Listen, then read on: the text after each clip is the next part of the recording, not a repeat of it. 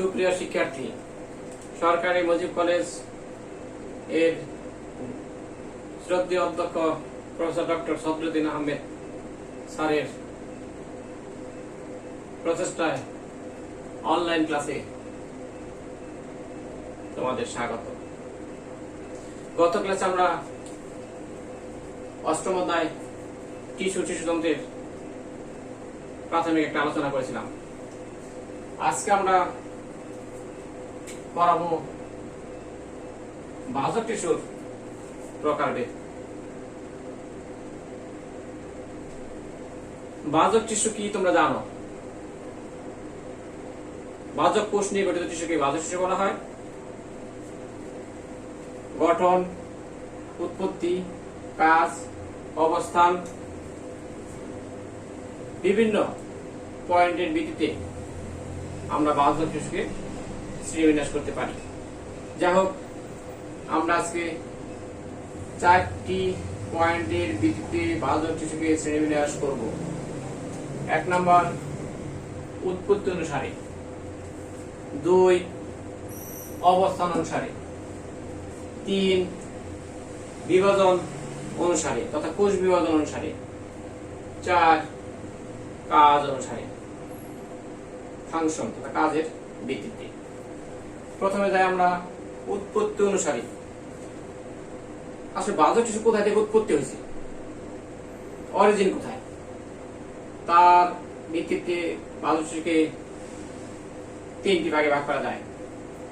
1 নম্বর হলো প্রারম্ভিক বাহ্যক টিস্যু, 2 হলো প্রাথমিক বাহ্যক টিস্যু, 3 হলো সেকেন্ডারি বাহ্যক টিস্যু। প্রারম্ভিক বাহ্যক টিস্যু মেরিস্টেম বলা হয়। একে আসলে একটা উদ্ভিদ, তার জীবনের শুরু কোথা থেকে? জাইগোট। এই জাইগোট, যদি এরকম আমরা বলি জাইগোট, এই জাইগোটটি বারবার বিভাজিত হয়ে কি করে? এরকম কোষ গঠন করে। এটাকে আমরা বলি ভ্রূণ। এই ভ্রূণ অবস্থায় যে বাহ্যক টিস্যু থাকে, যা থেকে পরবর্তীতে এই প্রাথমিক বাহ্যক টিস্যুর সৃষ্টি হয়, তাকে আমরা বলবো প্রারম্ভিক বাহ্যক টিস্যু। মূল কাণ্ডের অগ্রভাগের শীর্ষের দেশে ক্ষুদ্র একটা অঞ্চল থাকে, যা থেকে কি হয়? প্রাথমিক বাহ্যক টিস্যুর সৃষ্টি হয়, তাকে বলা হবে প্রারম্ভিক মেরিস্টেম বাহ্যক টিস্যু। তাহলে বাহ্যক টিস্যুর উৎপত্তি অনুসারে 1 নম্বর পয়েন্ট আমাদের চলে গেল প্রারম্ভিক বাহ্যক টিস্যু। 2, প্রাথমিক বাহ্যক টিস্যু। প্রারম্ভিক বাহ্যক টিস্যু থেকে যে টিস্যু উৎপন্ন হয় তার নাম হলো প্রাথমিক তথা প্রাইমারি বাহ্যক টিস্যু। এই বাহ্যক টিস্যু উদ্ভিদের বৃদ্ধি ক্ষেত্রে শীর্ষভাগে বিদ্যমান থাকে। 3, সেকেন্ডারি বাহ্যক টিস্যু তথা গৌণ বাহ্যক টিস্যু। যে বাহ্যক টিস্যু কোন স্থায়ী টিস্যু থেকে পরবর্তী উৎপন্ন হয়, তাকে বলা হবে সেকেন্ডারি বাহ্যক টিস্যু। তাহলে যে বাহ্যক টিস্যু কোন স্থায়ী টিস্যু থেকে উৎপন্ন হয়, তাকে বলা হচ্ছে সেকেন্ডারি বাহ্যক টিস্যু। যেমন কর ক্যামব্রিয়াম, ইন্টারফেসিকুলার ক্যামব্রিয়াম, এগুলো হলো সেকেন্ডারি বাহ্যক টিস্যুর উদাহরণ। কর ক্যামব্রিয়াম, তোমরা ক্যামব্রিয়াম নাম শুনেছ, জাইলেম ফ্লোয়েমের মাঝখানে থাকে, এদেরকে বলা হয় কি? সেকেন্ডারি বাহ্যক টিস্যু। তাহলে উৎপত্তি অনুসারে বাহ্যক টিস্যু 3 প্রকার: প্রারম্ভিক, প্রাথমিক, সেকেন্ডারি। এখন আমরা যাব অবস্থান অনুসারে বাহ্যক টিস্যুর শ্রেণীবিন্যাস। আসলে বাহ্যক টিস্যু কোথায় অবস্থান করছে, সেই অবস্থানের উপর ভিত্তি করে বাহ্যক টিস্যুকে আমরা 3টি ভাগে ভাগ করব: শীর্ষস্থ বাহ্যক টিস্যু, পার্শ্বীয় বাহ্যক টিস্যু এবং নিবেশিত বাহ্যক টিস্যু। তাহলে এই অবস্থানের উপর বাহ্যক টিস্যু আমরা পাশে একটা চিত্র খেয়াল করব। অবস্থানের মধ্যে বাহ্যক টিস্যু দেখানো হয়েছে। শীর্ষস্থ বাহ্যক টিস্যু, এর নাম থেকে তোমরা বুঝতেছো অ্যাপিক্যাল মেরিস্টেমেটিক টিস্যু, যে টিস্যুগুলা উদ্ভিদের মূল, কাণ্ড, পাতা শীর্ষভাগে অবস্থান করে তাদেরকে বলা হবে শীর্ষস্থ বাহ্যক টিস্যু। যেমন এটা যদি বাহ্যক টিস্যু হয়, এই শীর্ষভাগে যে বাহ্যক টিস্যু এটাকে বলা হচ্ছে অ্যাপিক্যাল শীর্ষস্থ বাহ্যক টিস্যু। তাহলে শীর্ষস্থ বাহ্যক টিস্যু আমরা পড়লাম, যা আসলে উৎপত্তি অনুসারে প্রাথমিক বাহ্যক টিস্যু। যার নাম অবস্থান অনুসারে শীর্ষস্থ, তার নাম উৎপত্তি অনুসারে কি প্রাথমিক বাহ্যক টিস্যু। এটা কমপ্লিট। আমরা চলে যাব দ্বিতীয় পার্শ্বীয় বাহ্যক টিস্যু। পার্শ্বীয় মানে ল্যাটেরাল, পার্শ্বে। আসলে একটা গাছের কথা খেয়াল করো, লম্বা যেমন হয় তা আবার বেরও বাড়ে, গৌণ বৃদ্ধি হয়। এই যে বের বাড়ে, এটাই পার্শ্বীয় বাহ্যক টিস্যুর কারণে।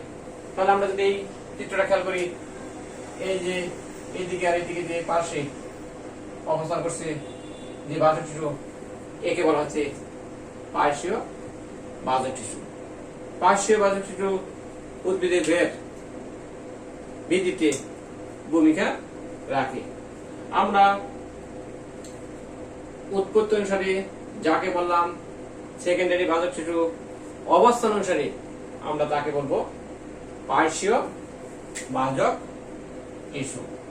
এটাকে যদি আমরা কেটে এরকম ভাবে খেয়াল করি, তাহলে খেয়াল করো এই বাহ্যক টিস্যুকে আমরা এরকম ভাবে কাটলাম, এর পাশে যে বাহ্যক টিস্যুগুলো থাকতেছে এটাই হলো পার্শ্বীয় বাহ্যক টিস্যু, যাদেরকে বলা হয় ল্যাটেরাল মেরিস্টেমেটিক টিস্যু। 3 নাম্বার নিবেশিত তথা ইন্টারক্যালারি বাহ্যক টিস্যু। দুটি স্থায়ী টিস্যুর মাঝে অবস্থিত বাহ্যক টিস্যুকে বলা হয় ইন্টারক্যালারি বা নিবেশিত বাহ্যক টিস্যু। আমরা খেয়াল করতেছি একটি, এটা, এই দুটা হলো কি স্থায়ী টিস্যু, এটাও স্থায়ী টিস্যু, এটাও স্থায়ী টিস্যু। এই স্থায়ী টিস্যুর মাঝে যে বাহ্যক টিস্যু বিদ্যমান, এদেরকে আমরা বলবো কি নিবেশিত বাহ্যক টিস্যু তথা হলো ইন্টারক্যালারি বাহ্যক টিস্যু। যে বাহ্যক টিস্যু উদ্ভিদের পত্রমূল, পর্বমধ্য এর সমস্ত জায়গায় অবস্থান করে। এটা হলো নোট, নোট মানে পর্ব, যে জায়গা থেকে মূল, কাণ্ড, পাতা, ফুল, বৃন্ত এগুলো সৃষ্টি হয়, তাকে বলা হয় নোট। নোটের ক্ষেত্রে থাকে যে বাহ্যক টিস্যু, আবার এর মাঝখানে আবার এই নোট, এই যে এরা হলো ইন্টারক্যালারি বাহ্যক টিস্যু। এটা হলো স্থায়ী টিস্যু। ধরো এর মাঝখানে তোমার এটা, এটা, এটা, এগুলো হলো নিবেশিত বাহ্যক টিস্যু। অবস্থান অনুসারে বাহ্যক টিস্যু শ্রেণীবিন্যাস কমপ্লিট। আমরা এখন যাব বিভাজন অনুসারে তথা কোষ বিভাজন অনুসারে বাহ্যক টিস্যুকে 3টি ভাগে ভাগ করা যায়। 1 নাম্বার যাব আমরা কি মাস বাহ্যক টিস্যু, 2 নাম্বার হলো প্লেট, 3 নাম্বার হলো যাব রিফ। প্রথমে যাই মাস। মাস মানে ঘন। কোনো একটা টিস্যুকে যদি আমরা যে কোনো তলে বিভাজন করতে পারি তাকে বলা হবে মাস। সকল তলে, যেমন আমরা ধরি একটা টিস্যু, এটাকে এদিকে, এদিকে, এদিকে, এদিকে, সকল দিকে যদি বিভাজন করা সম্ভব হয় তাদেরকে বলা হচ্ছে মাস বাহ্যক টিস্যু। অথবা একটা টিস্যু এরকম এদিকে, এদিকে, এদিকে বিভাজন হচ্ছে, এরকম বিভাজন হচ্ছে সকল দিকে, তাহলে আমরা একে বলবো মাস বাহ্যক টিস্যু।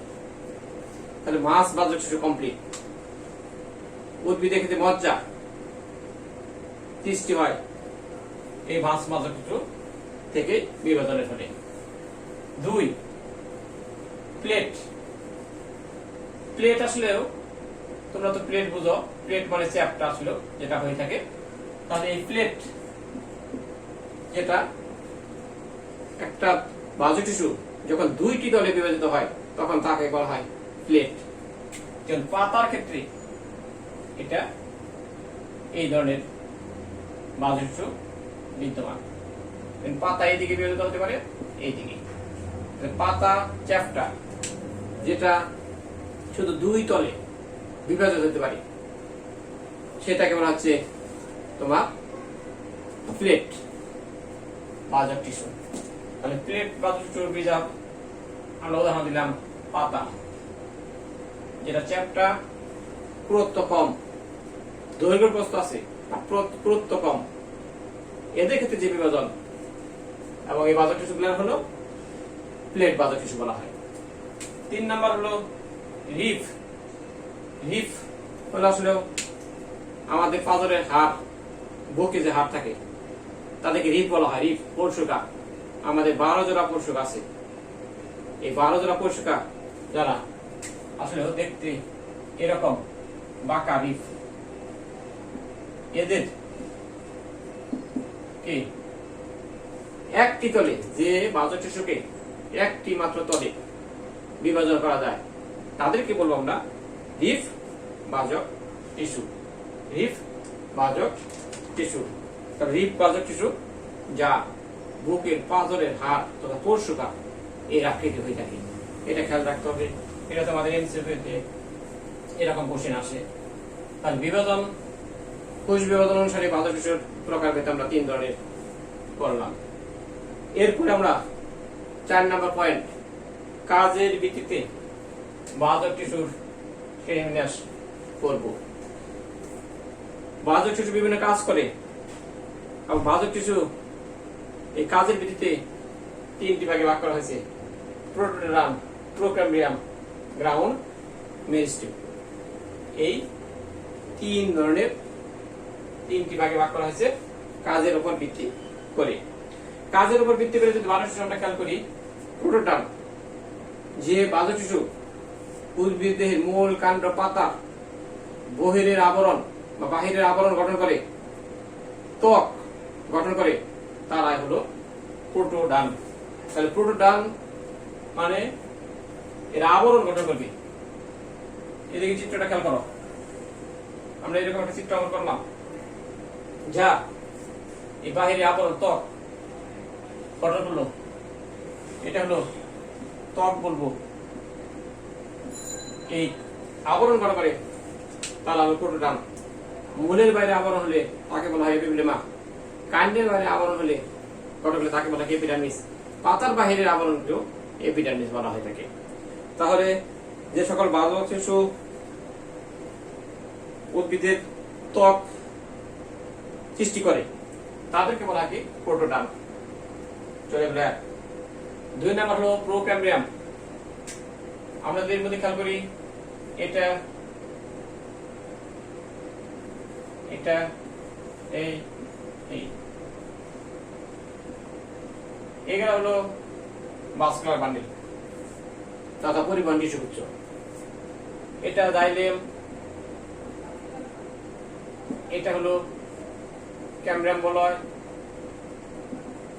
এটা হলো ফ্লোয়েম। যে সকল বাহ্যিক টিস্যু উদ্ভিদের জাইলেম, ফ্লোয়েম, ক্যামব্রিয়াম সৃষ্টি করে তাদেরকে বলা হচ্ছে তোমার হলো প্রোক্যাম্বিয়াম তথা হলো তাদেরকে বলা হচ্ছে প্রোক্যাম্বিয়াম। জাইলেম, ফ্লোয়েম, ক্যামব্রিয়াম সৃষ্টিকারী বাহ্যিক টিস্যুকে বলা হয় প্রোক্যাম্বিয়াম। জাইলেম এটা, এদিকে ফ্লোয়েম, মাঝখানে যে দাগ দিয়েছি এগুলা হলো ক্যামব্রিয়াম। তাহলে যে সকল বাহ্যিক টিস্যু কি করে জাইলেম, ফ্লোয়েম, ক্যামব্রিয়াম সৃষ্টি করে তারাই হলো প্রোক্যাম্বিয়াম। 3 নাম্বার যাব গ্রাউন্ড তথা ভিত্তি বাহ্যক টিস্যু তথা গ্রাউন্ড মেরিস্টেম। শীর্ষস্থ বাহ্যক টিস্যু যে অংশ বারবার বিভাজিত হয়ে উদ্ভিদের মূল ভিত্তি গঠন করে, ভিত্তি, সেটা হলো গ্রাউন্ড বাহ্যক টিস্যু বা গ্রাউন্ড মেরিস্টেম। এক্ষেত্রে যদি আমরা খেয়াল করি, এই যে এটা হলো গ্রাউন্ড বাহ্যক টিস্যু, গ্রাউন্ড বাহ্যক টিস্যু। তার মানে গ্রাউন্ড বাহ্যক টিস্যুটা এটা গ্রাউন্ড বাহ্যক টিস্যু অথবা মেরিস্টেম। এই হলো কাজ অনুসারে বাহ্যক টিস্যুর শ্রেণীবিন্যাস। বাহ্যক টিস্যু আমরা শ্রেণীবিন্যাসটা কমপ্লিট করলাম। তাহলে বাহ্যক টিস্যু 4টি পয়েন্টে আমরা শ্রেণীবিন্যাস করব। 1 নম্বর হলো উৎপত্তি অনুসারে 3 প্রকার: প্রারম্ভিক বাহ্যক টিস্যু, প্রাথমিক বাহ্যক টিস্যু, সেকেন্ডারি বাহ্যক টিস্যু। 2 নম্বর হলো অবস্থান অনুসারে শীর্ষস্থ বাহ্যক টিস্যু, পার্শ্বীয় বাহ্যক টিস্যু এবং নিবেশিত বাহ্যক টিস্যু, যাকে বলা হয় ইন্টারক্যালারি বাহ্যক টিস্যু। 3 নম্বর পয়েন্ট হলো কোষ বিভাজন অনুসারে বাহ্যক টিস্যু 3 প্রকার: মাস বাহ্যক টিস্যু, প্লেট এবং ডিপ। 4 নম্বর হলো কাজের অনুসারে বাহ্যক টিস্যু 3 প্রকার: প্রোটোটার্ম, প্রোক্যাম্বিয়াম, গ্রাউন্ড মেরিস্টেম তথা হলো ভিত্তি বাহ্যক টিস্যু। তাহলে বাহ্যক টিস্যুর শ্রেণীবিন্যাস কমপ্লিট কথাই বলো। তাহলে আজকে আমরা বাহ্যক টিস্যুর শ্রেণীবিন্যাস শেষ করলাম। এরপরে আমরা অল্প একটু জানবো তোমার কি স্থায়ী টিস্যু। স্থায়ী টিস্যু তোমাদের সিলেবাসে নেই, তবু আমরা অল্প এ সম্পর্কে জেনে নিব। আমরা আগেই বলেছিলাম প্রথম ক্লাসে স্থায়ী টিস্যু কাকে বলে। যে টিস্যুগুলা বিভাজন অক্ষম, বিভাজন হতে পারে না, তাদেরকে বলা হয় কি স্থায়ী টিস্যু। স্থায়ী টিস্যু সম্পর্কে তোমরা ক্লাস 9-10 পড়ে আসছো। স্থায়ী টিস্যু মূলত 3 প্রকার তোমরা জানো। 1 নম্বর হলো সরল টিস্যু, 2 নম্বর হলো জটিল টিস্যু, 3 নম্বর হলো ক্ষরণকারী টিস্যু। এই 3 ধরনের সরল টিস্যু যে সকল টিস্যু তথা স্থায়ী টিস্যু কোষগুলা গঠন, আকার, আকৃতি একই প্রকৃতি, তাদেরকে বলা কি সরল টিস্যু। সরল টিস্যু তোমরা পড়ে আসছিলা 3 ধরনের: প্যারেনকাইমা, কোলেনকাইমা এন্ড স্ক্লেরেনকাইমা। সকল নাম 3টার ক্ষেত্রে মা: প্যারেনকাইমা, কোলেনকাইমা এবং স্ক্লেরেনকাইমা মনে রাখতে হবে। জটিল টিস্যু যে টিস্যু কোষগুলা আকার, আকৃতি, গঠন প্রকৃতি ভিন্ন প্রকৃতি, তাদেরকে বলা কি জটিল টিস্যু। জটিল টিস্যু তোমরা পড়েছিলা জাইলেম এবং ফ্লোয়েম। Xylem, phloem. পানি, পানিতে দ্রবীভূত খনিজ লবণ পরিবহন করে যে সমস্ত টিস্যু, তাদেরকে বলা হয় জাইলেম। পাতায় দ্রবীভূত খাদ্য পরিবহন করে যার দাম, তাদেরকে বলা হচ্ছে ফ্লোয়েম। আর ইউরিন অংশ গ্রহণ করে তরুক্ষর টিস্যু, তাদেরকে বলা হয় কি তরুক্ষর টিস্যু এবং গ্রন্থি টিস্যু। এই হলো তোমার স্থায়ী টিস্যু শ্রেণীবিন্যাস। তাহলে স্থায়ী টিস্যু সম্পর্কে শ্রেণীবিন্যাস তোমরা জানলাম। স্থায়ী টিস্যু বৈশিষ্ট্য বাহ্যক টিস্যুর উল্টা। বাহ্যক টিস্যু বিভাজনে সক্ষম, স্থায়ী টিস্যু বিভাজনে অক্ষম। স্থায়ী টিস্যুর কোষগুলোর মাঝে আন্তঃকোষীয় ভাগ থাকে, বাহ্যক টিস্যুর মধ্যে থাকে না। স্থায়ী টিস্যু কোষপ্রাচীর অসমপ্রত্যের হয়, বাহ্যক টিস্যু পাতলা এবং সমপ্রত্যের। স্থায়ী টিস্যুর মধ্যে কোষ গহ্বর থাকতে পারে, থাকে, বাতাস থাকে না। স্থির টিস্যু তোমার নিউক্লিয়াস প্রোটোপ্লাজম জীবিত এবং মৃত দুই ধরনের হতে পারে। তাহলে স্থির টিস্যু বৈশিষ্ট্য একটু জানলাম। তাহলে স্থির টিস্যুটা তোমাদের সিলেবাসে নেই, আমরা জাস্ট প্রাথমিক একটু আলোচনা করলাম, যেটা পরবর্তী ক্লাসে তোমাদের প্রয়োজন হবে। তাহলে তোমাদের টিস্যু টপিকটুকু আমাদের শেষ। নেক্সট ক্লাসে আমরা টিস্যু তন্ত্র, টিস্যু সিস্টেম এটা পড়াবো। সবাইকে ধন্যবাদ, সবাই সুস্থ থাকো, ভালো থাকো, আল্লাহ হাফেজ।